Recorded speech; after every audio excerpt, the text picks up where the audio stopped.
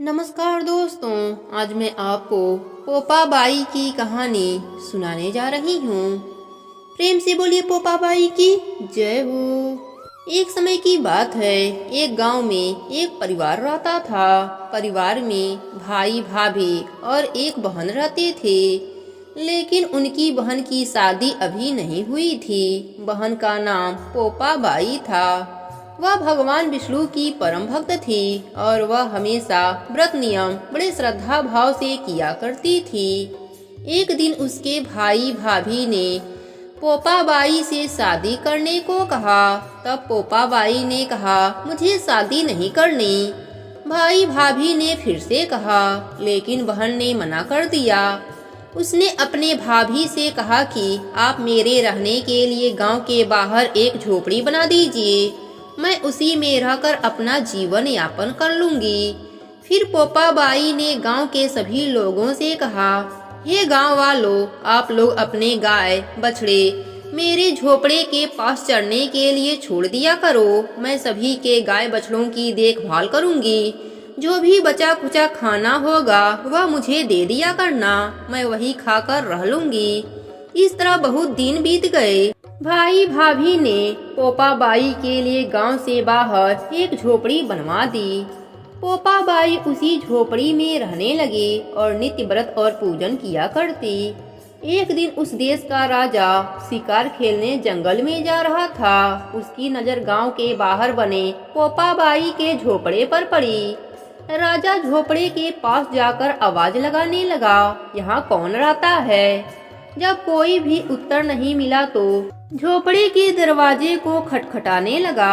खटखटाने की आवाज सुनकर पोपाबाई ने अंदर से ही पूछा, कौन है बाहर? बार बार दरवाजा क्यों खटखटा रहे हो, क्या काम है?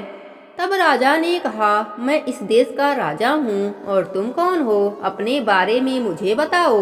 तब पोपाबाई बाहर निकलकर आई और उसने अपना परिचय राजा को दिया। राजा पोपाबाई को देखकर पोपाबाई पर मोहित हो गया और उसने पोपाबाई से कहा, मैं तुम्हारे साथ विवाह करना चाहता हूँ। लेकिन पोपाबाई ने विवाह करने से मना कर दिया। राजा ने पोपाबाई से विनती की, तुम मुझसे विवाह कर लो। लेकिन पोपाबाई ने कहा, मैं पराये पुरुष का मुंह नहीं देखती, तुम अपने महल लौट जाओ, मैं तुमसे विवाह नहीं कर सकती। राजा ने उसकी बात पर ध्यान नहीं दिया और पोपाबाई को जबरदस्ती उठाकर अपने घोड़े पर बैठाकर महल के तरफ चल दिया। पोपाबाई ने राजा को श्राप दिया कि हे राजा, तेरा राज्यपाट सब नष्ट हो जाए। महल में पहुंचकर राजा ने अपने रानियों को सारी बात बताई।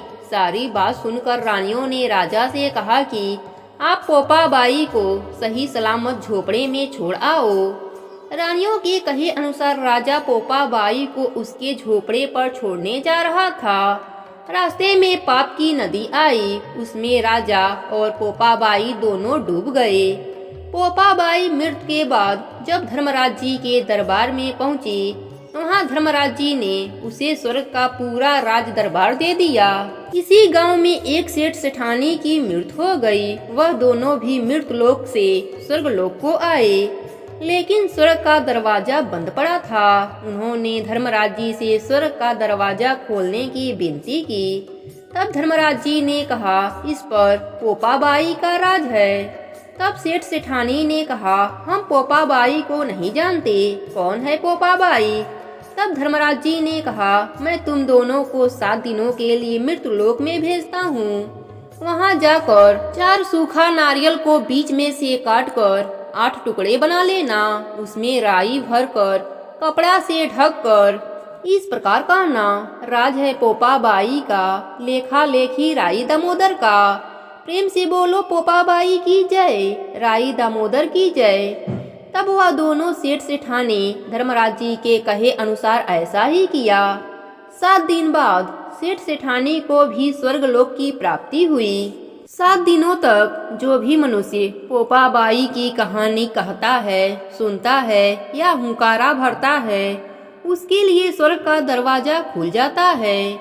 प्रेम से बोलिए पोपाबाई की जय हो।